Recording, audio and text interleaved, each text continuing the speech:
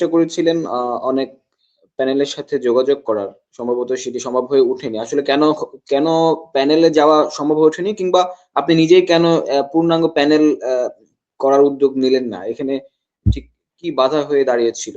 আমাদেরকে যদি একটু বিস্তারিত বলেন। আচ্ছা, আমি একটা সংক্ষেপে বিষয় বেশি। আপনাকে বলি। আমি যে আসলে কোন প্যানেলের সাথে অ্যালাইন বিষয়টা সেটা না। আমি আসলে আপনাকে একটা বিষয় বলি।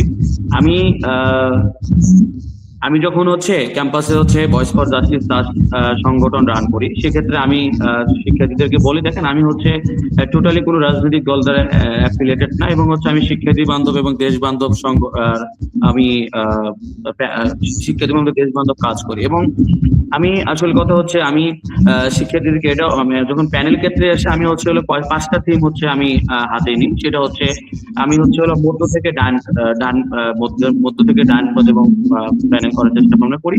তো এখানে আসল বিষয় আপনার যেমন একটা বিষয় ছিল মহান মুক্তিযুদ্ধের চেতনায় এবং উজ্জীবিত, এবং জুলাই আন্দোলনের উজ্জীবিত চেতনায় উজ্জীবিত, এবং ধর্মীয় মূল্যবোধে বিশ্বাসী, এবং সকল বৈষম্যর বিরুদ্ধে, এবং বাংলাদেশ বিষয়। অর্থাৎ আমি যে প্যানেলটা দাঁড় করে দিচ্ছি তার তো একটা আইডিওলজি থাকে।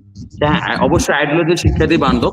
তো সেক্ষেত্রে চেষ্টা ভাবনা করেছিলাম, এবং আমি মেইনলি যাদের সে প্যানেলের অন্তর্ভুক্ত করার চেষ্টা ভাবনা করেছিলাম তারা সম্পূর্ণ রাজনৈতিক দলের বাইরে। তো এবং দিন শেষে দেখা গিয়েছে আমি তাদেরকে অ্যাপ্রোচ নিয়েছিলাম, এবং এখন বিষয় আমি তাদের সাথে আন্দোলন করেছি, যাদেরকে আমি চিনি ১.৫ বছর হলো, তাদের সাথে হয়তো কাজ করার জন্য আমি চেষ্টা ভাবনা করবো। তো আমি যাদেরকে নিয়ে আন্দোলন তারা অনেকেই ইলেকশনে আসে নাই। সো আরেকটা বিষয় অন্যদের যে অন্তর্ভুক্ত বলে নেয়, আমাকে কিন্তু বলেছিল। কিন্তু একটা বিষয় হলো আমি যেহেতু আমি একটা বিষয় কি আমি সাতশোতে হারি বা জিতি, আমি আবার একটা বলি, মানুষ ভুলের ঊর্ধ্বে নয়, সাতশোতে হারি বা জিতি। তো সেক্ষেত্রে আমি আসলে কথা কখনো আমি যেমন স্বতন্ত্র প্রার্থী হওয়ার একটা কারণ ছিল যে আমি যে বয়েজ ফর জাস্টিস ট্রাস্ট যে সংগঠনটা আমার ক্যাম্পাসে যে শিক্ষার্থী আমার আমার যারা সংগঠনের বাকি যারা দিয়ে বা সবাইকে নিয়ে যেটা ফর্ম করেছি, সেক্ষেত্রে এটা সম্পূর্ণ কি দলীয় প্রভাব মুক্ত, এবং কি শিক্ষার্থী বান্ধব দেশ বান্ধব। তো ক্ষেত্রে আমার কাছে একটা জিনিস মনে হয়েছে, আমি যেহেতু এই প্ল্যাটফর্মে প্রথম স্বপ্নদ্রষ্টা, তার পরবর্তীতে আমার অনেক স্বপ্নদ্রষ্টা আমার সহযোদ্ধা তৈরি হয়েছে। তো সেক্ষেত্রে আমি যদি কোনো পলিটিক্যাল দলের সাথে অ্যাফিলিয়েটেড হই, তাহলে আমার কাছে মনে হয়েছে হয়তো বা মানুষ মনে করবে এই সংগঠন কোনো একটা সংগঠনের অঙ্গ সংগঠন। তো সেক্ষেত্রে আমি আসলে চেয়েছিলাম যে আমি স্বতন্ত্র ইলেকশন করব।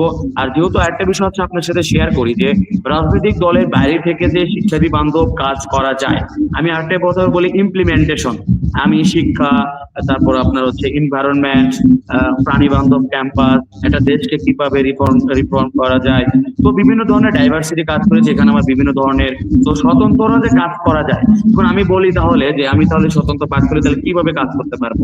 আমি আপনাকে বলি, যেমন সাকসু ফান্ড আছে, বিশ্ববিদ্যালয়ে মঞ্জুর করতে বিশ্ববিদ্যালয়ের যে ফান্ড আছে সেই ফান্ড, এবং আমরা আমাদের যে সেন্ট্রাল অ্যালামনাইয়ের মাধ্যমে, এবং প্রোগ্রাম করতে নিলে বিভিন্ন ক্যাম্পাসের শিক্ষার্থীদের স্বার্থে এবং শিক্ষার্থী বান্ধব সাবিপ্রবি ক্যাম্পাস বিনির্মাণ ক্ষেত্রে বিভিন্ন কোম্পানি বিভিন্ন প্রতিষ্ঠানের থেকে স্পন্সরশিপের মাধ্যমে কিন্তু অনেক কাজ করা যায়। তো বিগত সময়তে আমার কাজ করা যেহেতু এক্সপিরিয়েন্স আছে প্রত্যেকটা দিন, এবং অনেক বড় বড় মোটামুটি ইভেন্ট আমার সাধ্য মতো আমি চেষ্টা ভাবনা করেছি, নামানোর চেষ্টা ভাবনা করেছি।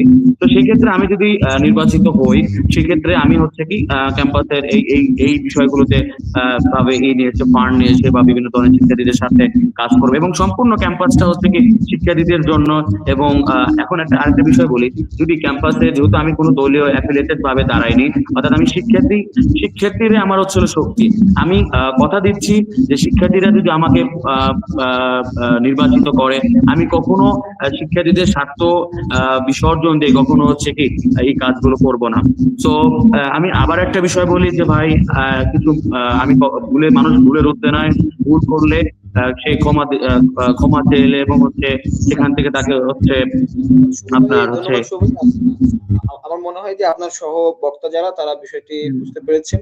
আমরা একটু জুনায়েদ হাসান ভাইয়ের কাছে আসছি। আমি একটা বিষয় লাস্টে একটা ইমপ্লিমেন্টেশন একটা কথা বলতে চাই। তো সাকসুতে জেতা বা হারা একটা বিষয় আছে।